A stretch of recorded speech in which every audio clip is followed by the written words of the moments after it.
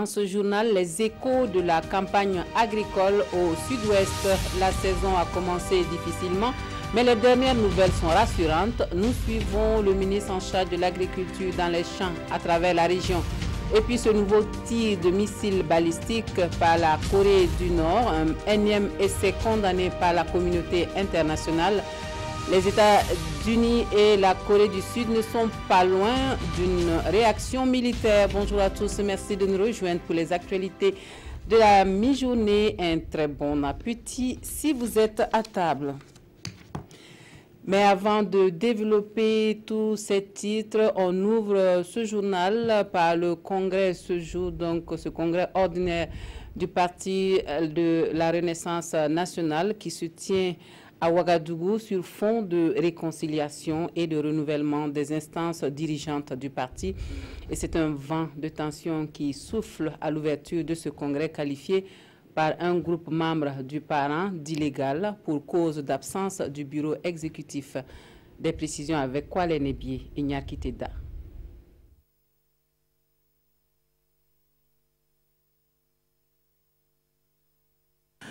L'image en elle-même témoigne de l'ambiance avant le début des hostilités du 4e congrès du parent, le Parti de la Renaissance nationale.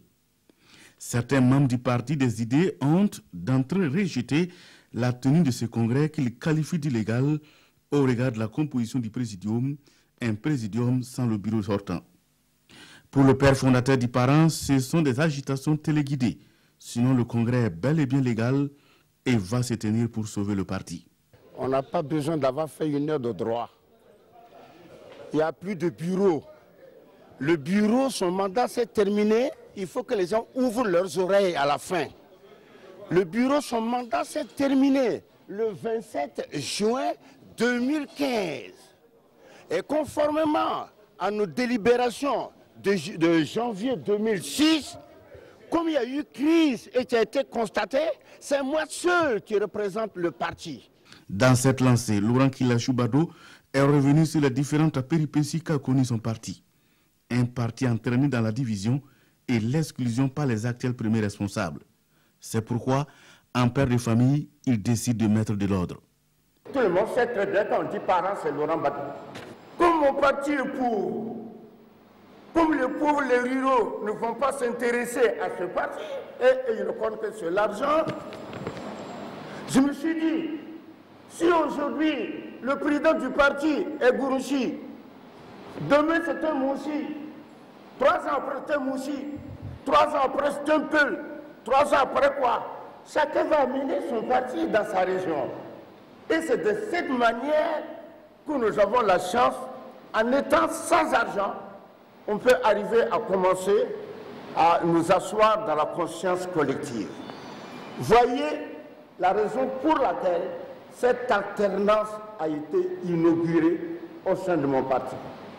Le congrès prend fin ce dimanche 30 juillet et va permettre de renouveler les instances du parti. Le professeur Laurent Gbadou promet étaler au grand jour toute la vérité sur la gestion du parti par le bureau sortant les jours à venir à travers une conférence publique.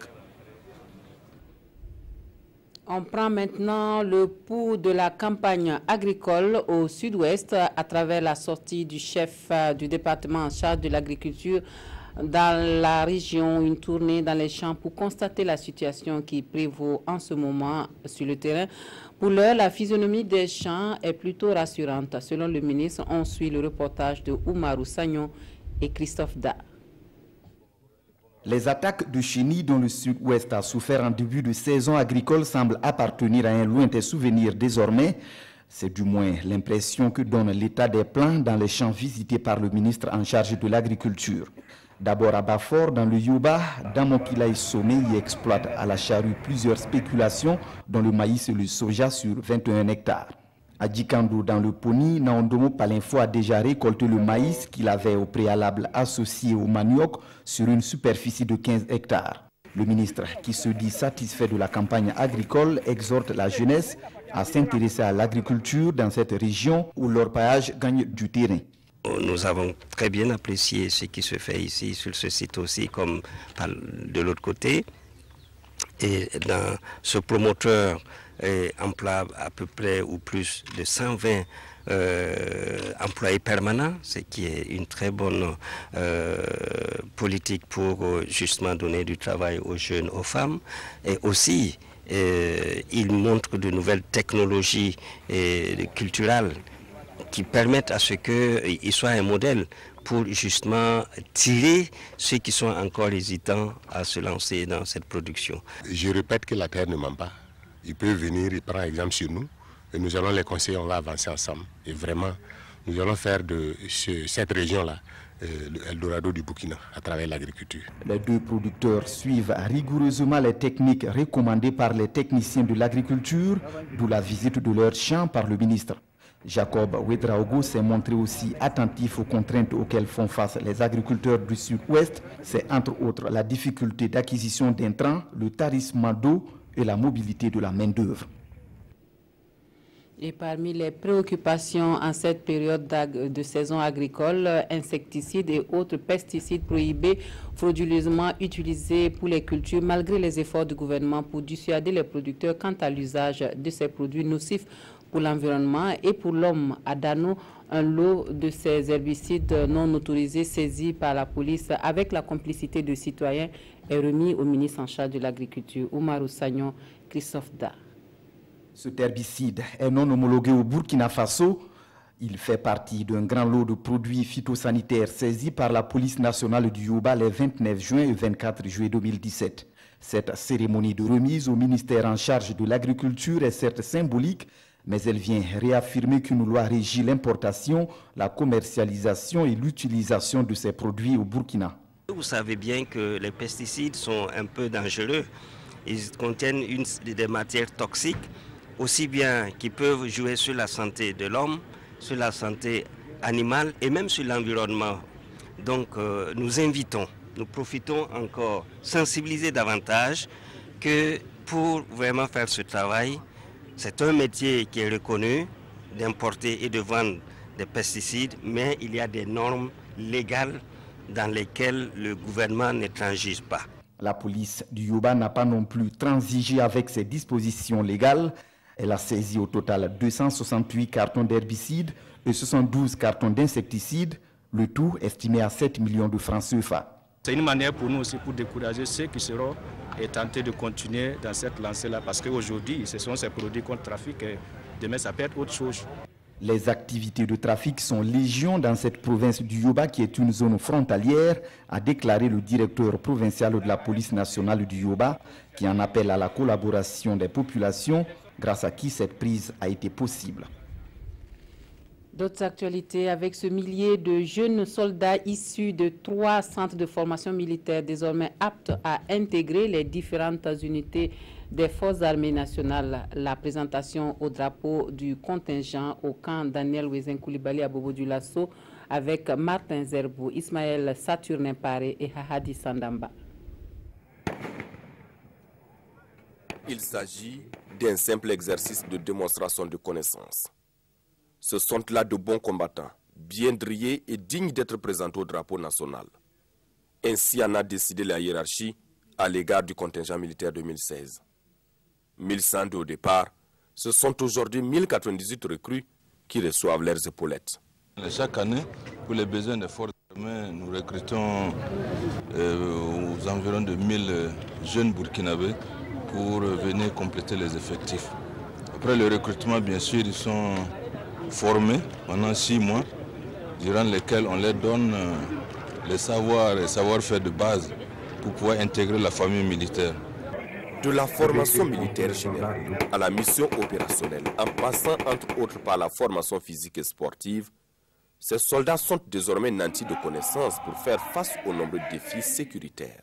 Nous avons à travers l'instruction et l'éducation, la formation et l'entraînement essayé de les inculquer toutes les connaissances techniques et toutes les valeurs cardinales qu'il faut qu'un militaire doit avoir afin de pouvoir accomplir sa mission avec tout le professionnalisme que cela demande. C'est un sentiment de joie. Je pensais que j'allais pouvoir, mais au final je suis là. Il n'y a rien de tel. Une formation, c'est une formation. Il faut un peu de courage, de morale et ça va aller.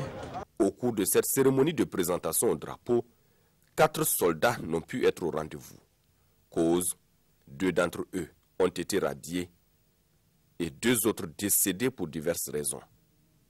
Une attention particulière est accordée à leur mémoire à cet effet. Et le National Democratic Institute et la coalition Femmes, Paix et Sécurité qui nourrissent ensemble des ambitions pour l'implication des femmes dans les processus de développement. Le partenariat qui s'exprime à travers l'organisation à Ouagadougou d'un atelier de renforcement des capacités des femmes leaders dans 13 régions du Burkina Faso en matière de paix et de sécurité. On voit tout cela avec Paul David Bambara, Moumouni Soubeiga.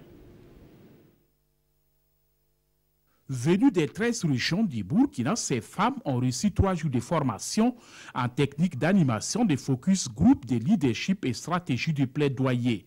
Une formation qui va permettre leur implication dans les processus de développement et la définition des réformes relatives à la paix et à la sécurité. C'est d'abord que nous puissions les installer au niveau local, dans leur terroir, pour qu'elles soient officiellement reconnues comme étant des femmes qui ont reçu ces compétences-là pour mener aux côtés de l'autorité locale tout ce que les femmes sont capables d'apporter pour maintenir la paix, pour la cohésion sociale et pour le développement. Les bénéficiaires qui repartent désormais outillés en la matière n'ont pas manqué de traduire les reconnaissances aux organisateurs de la formation.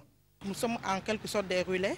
Nous allons repartir à la base. On va essayer de faire des focus group pour essayer de sensibiliser les gens, recueillir leurs opinions par rapport à la situation du pays, essayer de donner des conseils pour apaiser les cœurs et pour que le Burkina redevienne un pays comme avant. C'est notre pays, on travaille à ça. Au nombre de 37, ces femmes sont toutes issues des structures associatives. Cette formation est une initiative du NDI en partenariat avec COFEPAX, la coalition Femmes, Paix et Sécurité. Et la jeunesse burkinabé qui veut prendre part activement au développement du Burkina Faso, des jeunes venus des 45 provinces du pays affirment leur volonté d'accompagner la mise en œuvre du PNDS, le référentiel de développement du gouvernement burkinabé. L'initiative conduite par le réseau des jeunes africains des Nations Unies a abouti à l'adoption à Ouagadougou d'un plan d'action sur les objectifs de développement durable ODD en lien avec le programme national de développement économique et social. Jean-Eudes Bayala, Mounira Kiri. Plus rien pour la jeunesse sans la jeunesse, c'est du moins la substance du message véhiculé à cette rencontre. Venus des 13 régions du Burkina, ces jeunes s'engagent à soutenir la mise en œuvre du PNDS, une initiative du réseau des jeunes leaders africains des Nations Unies pour les ODD et qui doit permettre aux participants d'adopter le plan d'action des jeunes sur les ODD en lien avec le PNDS. Il était pour nous question que toute la jeunesse burkinabé soit impliquée, participe et donne son opinion. Et donc nous avons recueilli l'opinion des jeunes dans l'ensemble des 45 provinces, vérifier avec les jeunes si ce plan répond aux attentes du PNDS et des ODD. Près de 70% de la population burkinabé a moins de 35 ans, un atout certes pour le développement du pays, mais un véritable défi en termes d'éducation, de formation professionnelle et d'emploi.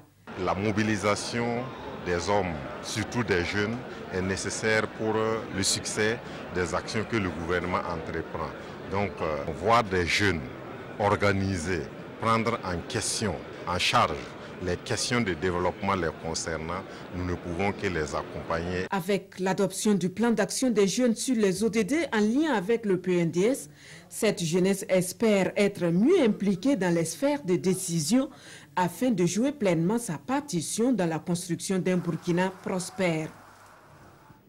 Bientôt, des schémas directeurs d'aménagement et d'urbanisme pour une dizaine de communes du Burkina Faso. Les études pour l'élaboration du référentiel de l'urbanisation au Burkina Faso lancé à Réau, c'est le passage obligé pour faire des villes un cadre idéal de vie au bénéfice des populations.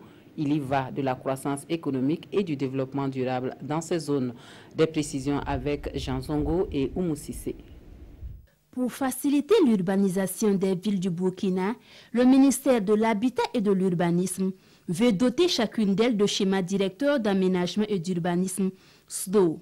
De 1993 à 2017, ce sont 35 schémas directeurs qui ont été élaborés, dont 12 sont déjà adoptés. Ici à Réau, les études des schémas directeurs de 13 autres communes urbaines sont lancées. C'est l'outil qui nous permet d'organiser dans chaque ville la destination des différents espaces. Ici, ce sera pour l'habitation. Là, ce sera pour l'industrie. Là, ça sera pour le commerce. L'absence de cet instrument a favorisé cette urbanisation désordonnée qui fait que nos villes ne sont pas fonctionnelles. Ces schémas directeurs d'aménagement et d'urbanisme faciliteront le travail des maires des communes concernées, confrontés à toutes sortes de difficultés. Et depuis bientôt 8 mois, le Conseil a pris cette décision de ne plus signer cette question de cessation à l'amiable. Nous avons des dizaines de dossiers où des gens se lèvent, des petits-fils, des oncles, des neveux, ils vendent les terrains des familles et on veut mettre la mairie en conflit avec les populations. C'est vraiment un soulagement pour nous que le gouvernement même s'implique au niveau des communes là, et pour que nous résolvons ensemble ces difficultés. Avec ces schémas directeurs d'aménagement et d'urbanisme, les premiers responsables des communes pourront mieux maîtriser le développement de leur ville et faire d'elles de véritables pôles de croissance. Les acteurs de la société civile intervenant dans le domaine de l'élevage bénéficient d'une formation sur le plaidoyer de la vulgarisation des textes sur l'élevage grâce à la coopération néerlandaise. La conviction est qu'une bonne connaissance de ces textes permet une meilleure gestion des ressources naturelles. Issa Kafando, Zalissa Sanfo. Élever sans enfreindre aux règles prescrites. Bien difficile au Burkina Faso. Il y a des pratiques qui perdurent encore. Conséquence, les conflits naissent. Et au lieu de la prospérité, ce sont des dégâts qui sont enregistrés ça et là. L'Organisation néerlandaise de développement veut relever le défi de faire connaître et faire approprier ces textes pour une résilience pastorale. Elle forme ici les organisations de la société civile actives dans le domaine de l'élevage pour le plaidoyer sur la vulgarisation des textes qui régissent l'élevage pastoral. Nous souhaitons que les tests qui existent en la matière soient appliqués.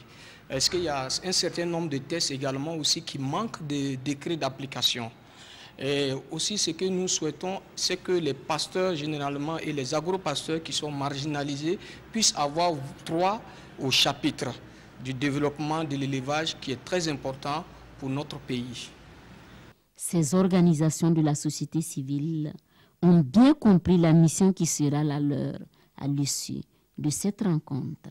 C'est d'amener les décideurs, les politiques, à prendre en charge cette problématique, de sorte que les textes qui sont bien élaborés d'ailleurs puissent être vraiment appliqués. Cela va contribuer justement à un exercice meilleur du pastoralisme. Tous reconnaissent ici la pertinence du cadre institutionnel, politique et législatif sur l'élevage pastoral.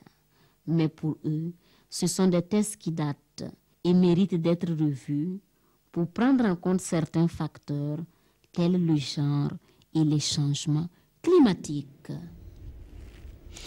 Nous allons à Bobo Dioulasso où la Sonabi donne à voir ses ambitions pour la promotion du gaz en vue de lutter contre la désertification. La Nationale des hydrocarbures a désormais un dépôt à Péni, Bilidou Bazongo, Karim Sissé. Des bouteilles de gaz de tous les gabarits et des accessoires de gaz, nous sommes à la foire de la Sodabi, Société nationale burkinabé d'hydrocarbures.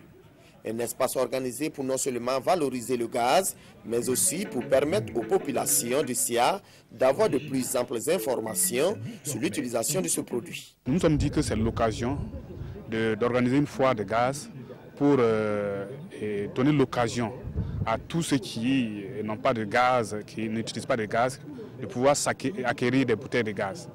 Et aussi à ceux qui ont bien sûr des bouteilles de gaz aussi de pouvoir venir aisément faire des recharges. Donc nous pensons que c'est l'occasion pour la population de Bobo-Dioulasso de pouvoir vraiment rentrer ou en tout cas pouvoir s'épanouir dans le gaz.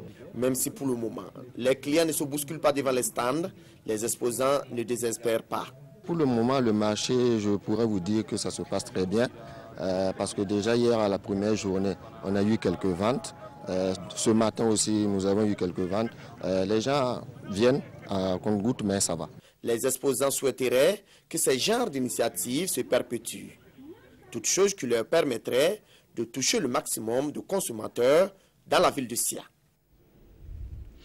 À l'étranger, au Venezuela, les taux se resserrent sur Nicolas Maduro dans un pays désormais pris en otage par des pénuries alimentaires. Les États-Unis sanctionnent le gouvernement et la Colombie dénonce le scrutin de l'élection de l'Assemblée constituante. La violence en cours dans le pays depuis 4 mois est encore montée d'un cran. Une nouvelle flambée de violence au Venezuela alors que l'élection de l'Assemblée constituante se tient ce dimanche. Une élection qui doit permettre au président Nicolas Maduro de se cramponner au pouvoir selon ses détracteurs. À la veille du vote, l'opposition appelle de nouveau à descendre dans la rue malgré l'interdiction du gouvernement et une répression sévère. 8 personnes ont trouvé la mort au cours de la grève générale cette semaine. Les États-Unis ont prononcé des sanctions contre des responsables gouvernementaux et la Colombie dénonce elle aussi ce scrutin.